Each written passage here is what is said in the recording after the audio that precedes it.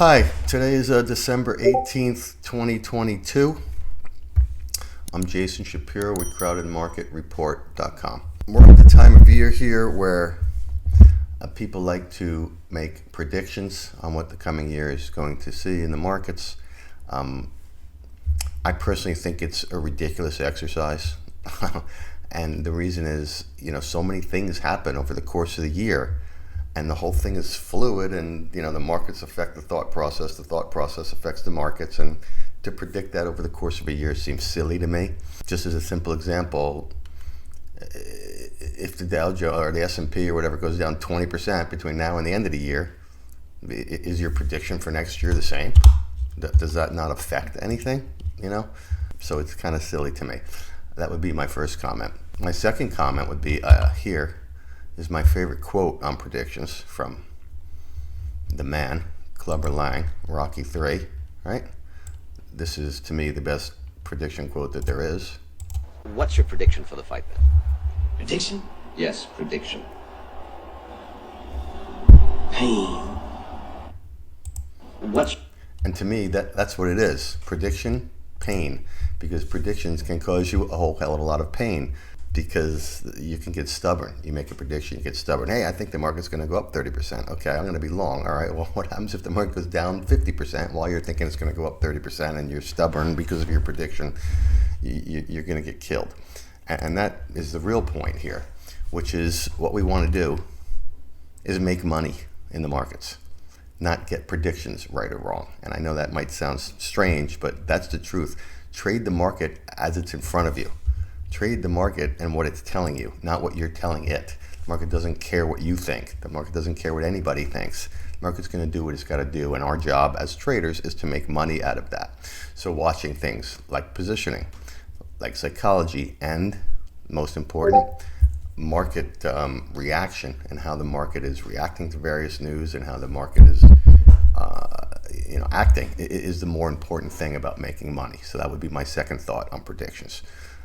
Is they can cause you a lot of pain. So having said all that, let's go ahead and make some predictions. I think that my first thought is this right here, which is really what's been guiding my longer term process, right? This is equity exposure as a percent of household liquid assets.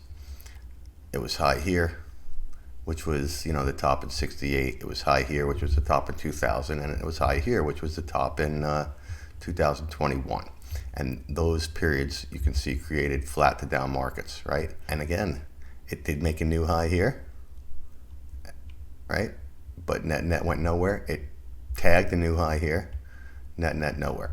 That's what I think we're going to be at for a long period of time. That doesn't tell us very much about what's going to happen over the next quarter or the next 6 months, right? So I will approach what's going to happen over the next quarter or next 6 months from what I can be considered to be the contrarian way of looking at it. So let's get contrarian here. Well, let's start with getting consensus. Consensus to me, as I see it, is clearly that people think a recession is coming next year, and that recession is going to cause earnings to come down, and therefore the stock market is going to go down the first half of the year. And then the second half of the year, the market will start discounting the coming end of that recession, and will start growing up. So they're basically thinking stock market down first half of the year, stock market up second half of the year. So let's just go straight up contrarian. Let's say the market's going to go up the first half of the year and down the second half of the year. Well, what could that look like? To me, what that could look like is the recession doesn't come and earnings estimates don't come down. And that's what's being discounted in here, right? And I know people will say, well, the stock market hasn't come down enough to say that that's discounted in. But to me, on a psychology basis, on a positioning basis, which is what I believe is a discounting mechanism, not price, it is being discounted in. So that recession doesn't come. Those earnings drops don't come. So people have to start chasing the market higher because now we have growth, right? And they start chasing it. And that would cause the first half of the year, the stock market to go up. And then what would cause it to go down the second half of the year? Well, now we get to the point where there's growth instead of recession, and now everybody has to start worrying about the fact that the Fed is not going to be pausing interest rates anymore, which by that point they will have. But now they're going to have to start raising again, and then everyone's going to freak out on that again, and the second half of the year goes down. So there is contrarian prediction number one. Now let's look at it a different way. Contrarian prediction number two. There's an argument out there that you could make that people are actually expecting a soft landing recession, right? So it may be a recession, but it's not going to be very deep, and it's going to be a soft landing, and eventually everything will be okay.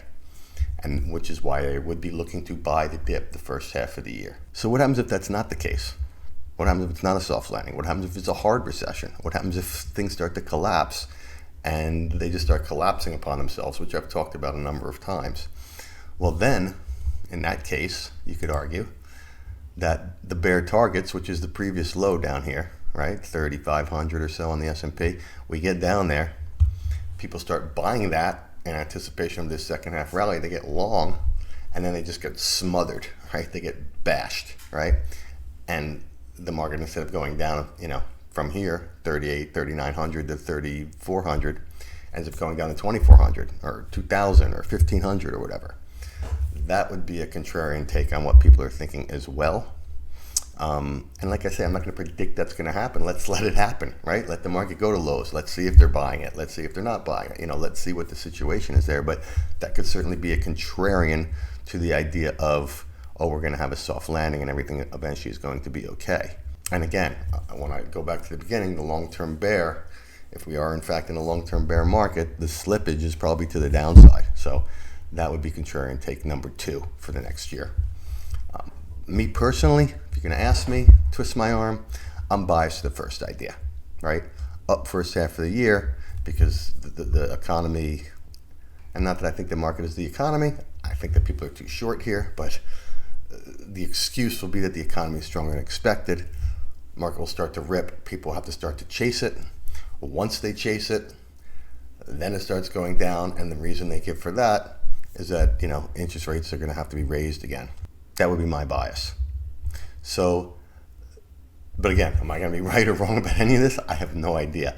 What I do know is I'm going to use what I know about positioning, what I know about market sentiment, what I know about market tone to make money no matter what happens. And please, that should be the focus here, okay? And if you want to come to me at the end of next year and both of these sort of ideas were completely wrong and you want to tell me I'm a jerk and I'm a moron, I don't know what I'm talking about, more power to you. Go for it, right? I personally hope that I'm happy to be wrong on everything I say if I can make money in the meantime, right? That's what I'm trying to do here. Make money. If I can make money in the markets and be completely wrong about everything I said, hey, bring it on right now. I'll sign up right now. So that's my general idea here for this week. I hope you enjoyed it. I'm always happy to hear comments or questions. Please join us on crowdedmarketreport.com. And I hope you all have a good week and a good holiday, and we'll talk again soon. Thanks.